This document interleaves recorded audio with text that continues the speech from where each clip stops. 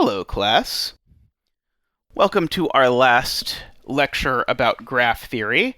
We're going to talk today about Hamiltonian paths and cycles.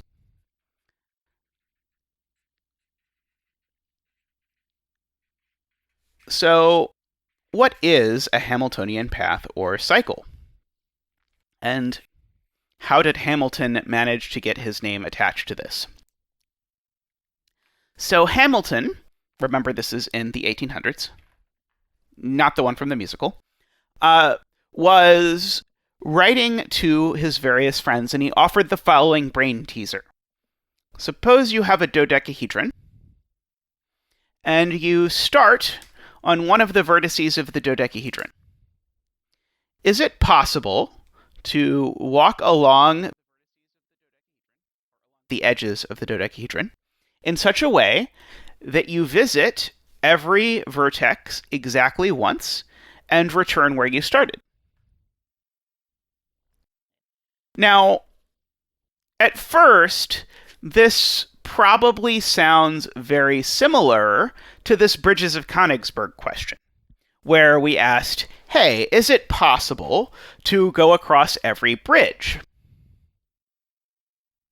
But importantly, this is not that question, because in the Bridges of Königsberg question, we were actually asking, is it possible to go across every bridge? The analogous question to this question about the dodecahedron is it possible to visit every island and return where you started? And it's definitely possible to visit every island and return where you started. So this is a very similar but different question. And so instead of the restriction being about visiting edges, it's now about visiting vertices. And so if you happen to have a dodecahedron laying around, you can play this game and try and figure out, hey, is it possible for me to visit every vertex exactly once? And hey, you might as well also play the game, is it possible to visit every edge exactly once? Because we learned how to do that in the last section. But it might be actually much easier if you want to play this game to play it with this graph, where I've, as we've done before, sort of picked apart the dodecahedron for you and flattened it out so you can try and figure out, hey, is it possible for me to visit every vertex and return where I started? Well, real quick, let's do edges. Is it possible to find an Eulerian circuit in this graph?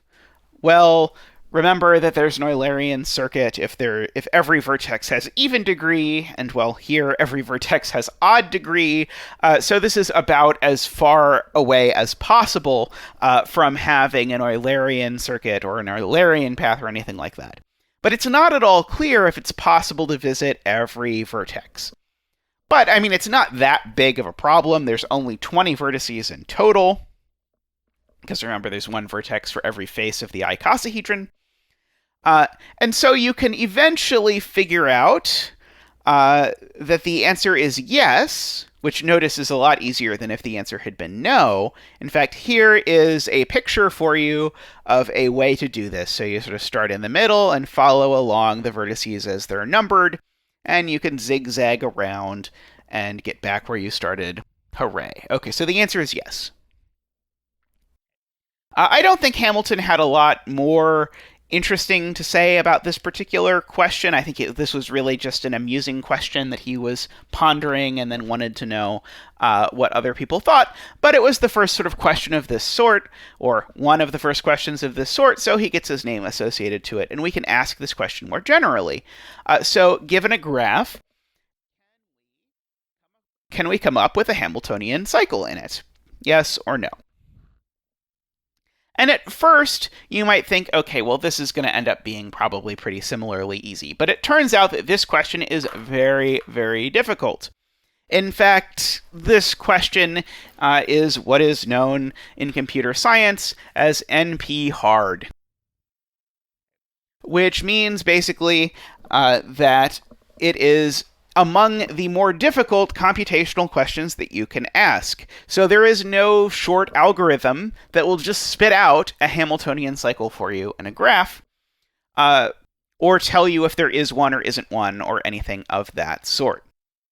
So all the questions about Hamiltonian cycles end up being rather ad hoc. If there's some very specific structure in your graph, you might be able to produce a Hamiltonian cycle or a Hamiltonian circuit, and otherwise you just might not. So basically, the important thing I want to emphasize here is that if you ever are trying to reduce your question to a graph theory question, and you have a choice between reducing it to a question about visiting every vertex or a question about visiting every edge, you definitely want to reduce it to a question about visiting every edge. And so you'll notice when we did this thing with de Broglie sequences, the far more natural thing to do would have been to make a vertex for every length 4 string and draw an edge between them if you could connect them, and then ask, hey, is it possible in this graph to visit every vertex? The reason why we didn't do that, and instead did this slightly more awkward thing where we connected two vertices and made the edges correspond to the things we wanted, is precisely because the visiting every edge question is easy and the visiting every vertex question is very difficult. I want to say for a second, before I go on and do just one example of doing this, why is it hard? And here's one intuitive reason why it's difficult. If you look at the solution here that you found, you'll notice there's lots of edges we did not use. And so, in fact, those edges might as well not have been there. Okay. And so there's this question that you have to ask of which edges am I actually going to use, and which edges am I just going to throw away? No, we didn't have to throw away anything when we talked about Eulerian trails and Eulerian circuits, because in that instance, we were going to use every piece of the graph. It was just a question of where do we use it. Here, though, we don't get to do that. Okay, so here, to wrap up, is a question that Matt Parker has written about a lot, which is the question, is it possible to arrange the numbers from 1 to 15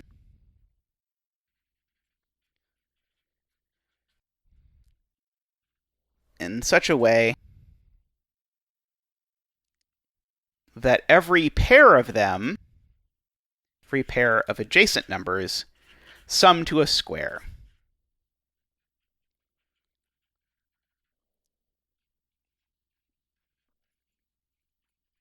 And by square, I mean 1, 4, 9, 16, 25, etc. So you could try, for example, you could just try to just sort of do this at random and say, okay, well, 1 connects to 3, because 1 and 3 sum to a square, and 3 I could add 6, and that would give me 9.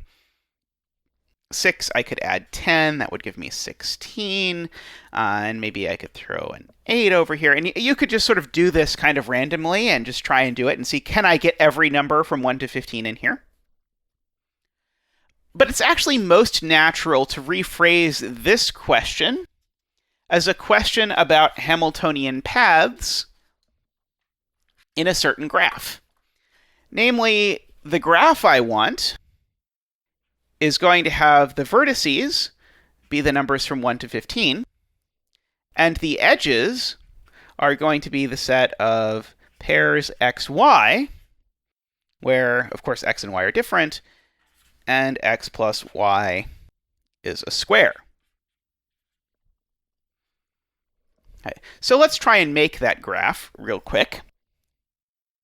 Okay, so I'm going to do this. Here's 1. Here's 2. Okay, so 3 I'm going to put up here so that I can connect it to 1. 4, 5, and 5 and 4 are connected because 5 and 4 sum to 9. 6 I'll put over there.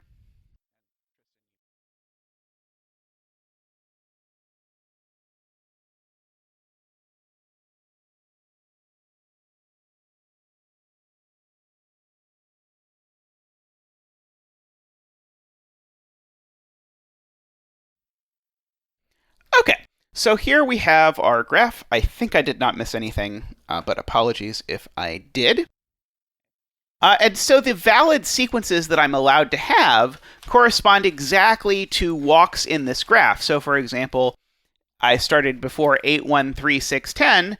If I look across 8, 1, 3, 6, 10 is exactly there in my graph. Okay, and so you could see from there, what are my options? Well, from the 10, I could only go to 15. And then from the 15, I could only go to 1. And then I'd be stuck. So that's not going to work. Okay, because my question here is really, can I use all of the numbers from 1 to 15? So my question really is there a Hamiltonian path in this graph? That is it possible to visit every vertex exactly once? And if I happen to do it the way I tried to do it before, well, the answer is no, I can't. But I can actually do it if I'm a little bit smarter. And this picture makes it actually pretty easy to disentangle what I can do. In fact, here's what I can do. Well, this 9 has to be where I either start or end, and this 8 has to be either where I start or end, because they're only connected to one point. So similar to my reasoning about why the degree of every vertex in an Eulerian trail had to be even, except for the ones at the endpoints, if a vertex has only degree 1, I have to either start or stop there. Okay, so let's start at the 9. Okay, then we go 9, 7. Okay, and literally the only option I have so far is to just follow this string. Sorry, that 16 is really a 14. 11, 5, 4, 12, 13, 3. Okay, and what this picture has actually made really clear is that so far I've had no choices among any of these things to do anything other than what I'm doing. But now here I have a choice. I could either go from the 3 to the 1, although as I've seen that will be bad, or I could actually go from the 3 to the 6, and then to the 10, and then to the 15, and then to the 1, and then to the 8. And that gives me all 15 numbers in an order where I visited every one exactly once. And so a lot of mathematical questions will be pretty naturally framed in terms of this kind of question about either a Hamiltonian or an Eulerian trail. But, as you might expect, because this question leads to something Hamiltonian, that means that if you ask related questions, it ends up being rapidly descending into something that we don't know the answer to. So if you replace the numbers from 1 to 15 with the numbers from 1 to instead something like 1 to 1,000,000, no one knows whether or not it is possible to write down some sequence of the numbers from 1 to 1,000,000 with this bizarre property that every pair of numbers sum to a perfect square. Okay. I will leave off talking about graph theory there, and with that also leave off the end of week 5. Next week, our goal is to carefully dissect the children's game Spot It. So you can look forward to that. That'll be a light, fun week, hopefully. We'll see how you can use some math to make entertaining games for children. But, until next week then, be well.